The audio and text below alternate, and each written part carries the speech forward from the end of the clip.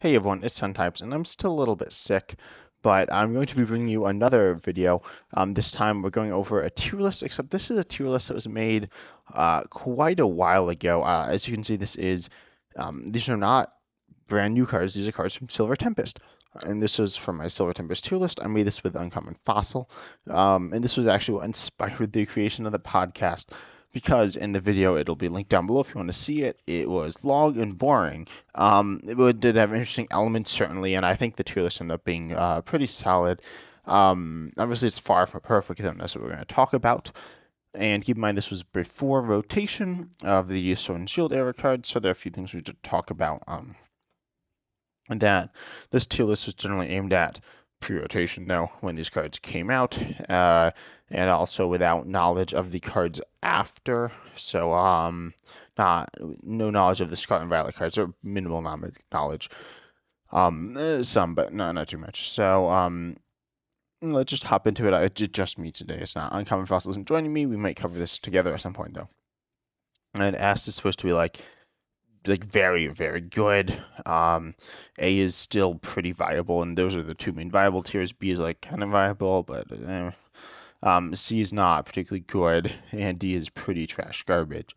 So, first of all, I think we need to take a look at Lugia Archeops. These are an A. They should really be an S, right? They were insane when they came out, and I'll compare it to Reggie Draco. Reggie Draco is still, I'd say, worse than them. Lugia Archeops is a bit of a fan favorite by a few. I personally am not a huge fan of it, but there are some people who like it, especially with Quad Burnout. It's a bit of a craze, but yeah, Lugia Archeops is better than Reggie Draco. Certainly when it came out, it was drastically better. Should have clearly been S tier. Part of the ranking was with if you look at one without the other, they're clearly not as good, but in fact they're like trash. But I don't know. I think that's part of why I just tried putting them lower. I really hadn't looked into Lugia Archeops too much at that point either. But yeah, they just belong S tier, and Vegeta would be popped down to A tier. So I'll actually make the switch right now. Um, now I'll just leave them like this, and I'll count at the end how many cards I got wrong. Um, Serena at S was fine. I think it was very good when it came out. Arguably, it's more of like an A tier card, but now it's not. It's obviously worse because there are BXs, not just Vs. Same thing with Ariados, which we'll get to in a second, although that did not see essentially any play. But yeah, Serena, I think S tier is fine. At the time, it was very good. And then Curly, obviously, Curly actually got better as time went on. It wasn't S necessarily S tier when it came out, but obviously with Gardevoir it became S tier. And it was quite good when it came out. It was at a weird time. Chichino was in the format. Lightbird was also in the format, so it's kind of strange. And then you had the Italian engine, and you had all these other very good engines. And now Curly is pretty clearly S tier, though. Forest Seal Stone should have been an S tier. I think Forest Seal Stone is super good, and yeah, I did not account how good it would be in UV Max. Most notably, I think A tier is not like crazy, but it's certainly better than Vegeta. But it's like I think S or A. I think A is all right. I think it's certainly putting it S isn't crazy. Arguably, it's a card that's gotten worse as time's gone on because of like less Vs, but I wouldn't say that's a huge issue. And then we see that Ellen Vulpix Restart is the last card running out the A and S tiers, and I think that's pretty fair. I'd say putting that in A tier is very fine. That's exactly where it belongs. It's good. It's still very good. It's a bit underplayed, but it's just a very good card. And it has tools to support it. It had tools back then, and it certainly sees play, and it's one of the best Arceus partners, and certainly playable in a number of other decks as well. Moving on to the B tier. There are a few cards that were definitely B tier is kind of weird. I don't know exactly what belongs here. I think V-Guard Energy pretty clearly belongs here. I think that's like a nice benchmark. It's like an all right card. He's playing some good decks, but it's not like carry decks. It's not a backbone of anything. It's just kind of it's one of the best generic color special energies. I'd say it's behind Gift Energy, but they're different cards. They fulfill different purposes, and it's better than. I can't really think of the other ones that would like really compare to it, but like Lucky Energy is not very good. There's Treasure Energy, obviously not very good, and there's Therapeutic Energy, which is all right. It's not that good, and it's also very niche in use cases. So it's better than those. So Vigor is just like a solid card. Let's see the other cards here. Udos did not end up seeing play. Now, that one would have only seen play during the Silver Tempest and not after because it very heavily counters V-Stars. At the time, V-Stars were pretty prevalent. I think it should have actually seen some play, but it did not. Same thing with Mawile. Mawile still obviously has a chance to see play as it's just a decent Pokemon all around. I think it's a bit underplayed as it's played not at all, but I clearly got too excited about that. I'll probably look into that one a little more at some later point. But yeah, that one certainly I overranked. Same thing with Ho-Oh. I mean, obviously Ho-Oh's not good. I don't really know why I put up so high. It's like clearly not a very good card. I think it actually had some synergy with like Lost Zone though. I don't really know. But B was too high. Radiant Alakazam though, and this is where we get to the Radiance. This is the highest of the Radiance, and it arguably is the best of the Radiance as well in the actual format. I think Radiant Alakazam belongs in B, possibly A, but probably not. So I think B is fine. Same thing with Regieleki. Those could arguably be an A. Regieleki is notably helped out with the addition of Miraidon, right? So I think putting in B is fine. It was good with Vikavolt though. Maybe it belonged in A, but I don't think B is crazy. And then we got Braixen and Delphox. Delphox was not good. Delphox was not good. So I'd belong lower in like C or D. Braixen was pretty solid with Zoroark. Obviously, it works with Serena just like it does more for each Serena new discard, and obviously Serena is it was good and then it's kind of fallen off. But Braixen's pretty good. There are some various ways of playing Zoroark. But I think Braixen certainly deserves to be in B tier. I don't hate that. Dragonite, very good for Reggie Draco, but not even always played. I'd argue it should be dropped down to C, but it's a very strange card, so I don't think that's crazy.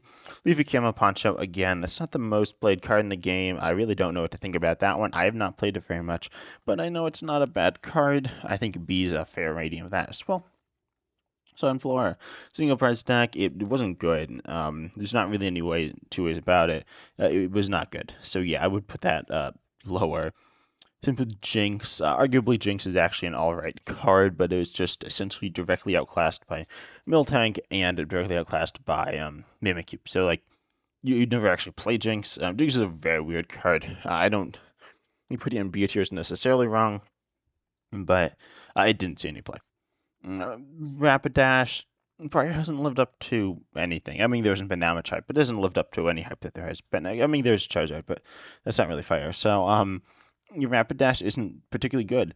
Yeah, that should be popped down certainly to C or maybe even D. Probably not A. It's certainly better than the D tier cards, but whatever. I overrated it. Klinklang, overrated again, I guess by me. And I'm saying me, it's also me and Uncommon Fossil, but more so me if you see the original video.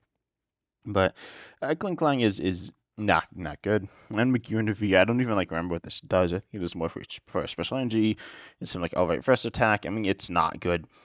And actually in Middle Saucer, but like you'd always play Zacian above it. It's a weird card, but it's nothing. But then we get to the C tier, which is where things start to get interesting. As I have both Radiant Serena and a Radiant Jirachi in this tier. Two very okay Pokemon.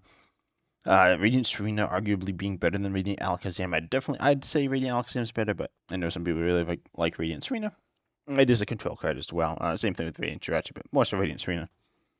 And Radiant Serena, it's just pretty good, right? It heals, and it's good. The part of the reason why it's ranked so low is arguably Gardevoir, Radiant Gardevoir is better, or was better at the time because it reduced damage instead of healing it after the fact.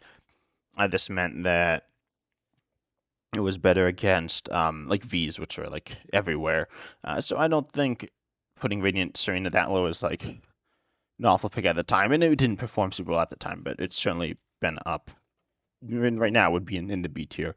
Same thing with Radiant Jirachi would be at least, or would be B. Radiant Serena, as I said, could be A, and same thing with Radiant Alakazam. But Radiant Jirachi should certainly be B. because it's all right. It sets up some nice combos. It's a pretty cool card and a pretty decent one. It surprisingly was actually best in, I think, Zorak, but it's decent in a number of decks. And a bit awkward to deal with. Superior, V-Star. Surprisingly, I think I actually got that one spot on. Same thing with Altaria. They sometimes actually get played together, but not super commonly. But yeah, Superior V-Star is a counter to Charizard, which is not what I was expecting, but it's a niche counter to Charizard. Actually, it's maybe even higher than a niche counter to Charizard.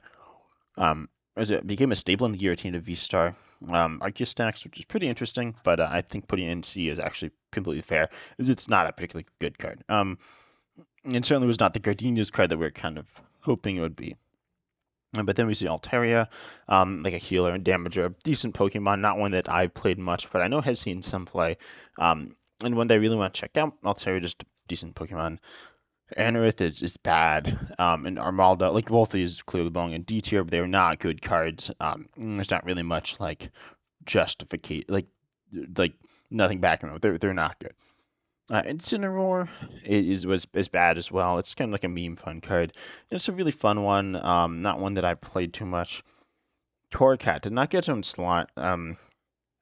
Arguably Torracat is better than Incineroar, as you can combo with Oricorio from Paldea Evolved to have like an infinite healing combo. That is a thing. I don't think most people know about that, and it's really weird. I think you're like invincible, you heal. It's just weird, but it is a thing, which is okay. It's not that good, but it's okay. So I figured that's like worth mentioning, but yeah, Incineroar should be lower. Keldeo, Brazion, Cobalion, and Terrakion, these Swords of Justice, with Force 1, except Force 1 is bad, so Keldeo and Verzion should be in D. And then Cobalion, maybe C is okay. Terrakion should be, and C is okay for Terrakion as well, as they have like viability outside of the Swords of Justice combo. Cobalion notably increases damage done to dark Pokemon, which is moderately useful against Charizard. It's very weird and niche and sets up only specific math, but it is okay. And then Terrakion is a very good attacker. I don't exactly know why we didn't put it higher. This is, I believe, the original ordering. I tried to copy it, but I might have messed up because Toolmaker, I guess, deleted it after a year, which is not crazy. But yeah, so we see that Terrakion, I put like lower, and it's certainly better than the other two. Notably, Ruzion and Helio are not that good. Next up, we got Earth and Seal Stone, which was pretty bad, but I guess C is okay. It's seen some play in Urshifu or something. It's not that good. Ironically, one of the cards I might have undervalued was I forgot that Ursa Luna or Ursa. What is it? I think it's Ursa Luna, but I always say it wrong. Ursa Luna V here, which takes less damage, is actually usable in it's usable in control. It's not great in control, but it's okay in control. C's probably still fine, but yeah, we got the Pikachu combo. This is garbage, hot trash. Yeah, that should definitely be in the D tier. Then we have because it just doesn't work. Then we have Gardevoir. This is the not the good one. It's a really weird card to rank, and I think we talked about it in the original video. Inherently, it's an okay card. It's not a particularly good card, but it's not like the worst card ever. But like you never play it because it's essentially directly worse than Kirlia. And there's a directly better Gardevoir, so it sees no play. I think it's C or D. You probably should have just put in D, but whatever. Now, Wellord's actually okay. Obviously in GLC, like it's insane, but we're not talking about GLC. It's good. It's not insane, but it's quite good in GLC. But that's not the talk of this. This was standard. We see that it allows you to like hit okay amounts of damage. If you played the Chien-Pao like Star deck or whatever, not the Chien-Pao Star deck, but the free Chien-Pao deck on the ladder, Willard, is okay. It's not great, but it's okay. And I'd say C is acceptable. Master MV, part of the fire Pokemon that kind of flopped along with Rapidash. Not very good. Definitely would put that in D. Master V has actually seen some play, allowing you to set up Archeops without Lugia. A very niche play, but I think C is acceptable. And Unknown V and V Star are definitely D. They're bad. They're like essentially you'd never use them. Meow Stick is C or is D really the right place? I could see it moved up to C, but I think D's fine. It's again a GLC card, but not good for standard. And then we have Crobat. Crobat should be in C, as there is a really interesting Crobat-like line. That Crobat's okay in it. It's not great, but it's okay. Regenerative Energy, that card's bad. I definitely don't feel bad putting it in D. It has actually seen some play, but I think it's a bad card. Pure Soul Girl, yeah, I might bump it up to C. It's not a good card, but I mean, it's probably better than like Armaldo, certainly. I really harped on that card too much. It's not that bad. And then Lance is would probably also be in C. You can play it in the Reggie V Star deck, Reggie Draco V Star deck, which is not the best, but it's okay. You can run it there. I think it's niche, but usable. Maybe D's fine as well. But I'm interested in hearing what your thoughts are. Any other cards that you thought I misranked?